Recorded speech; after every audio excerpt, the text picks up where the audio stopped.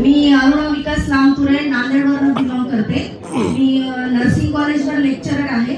मला एक 3-4 वर्ष सर्वायकल पेन होतं सर, आणि मी 5-6 लाख रुपये घातले. मला 8 दिवसाला ट्रॅक्शन वगैरे द्यायला लागायचं.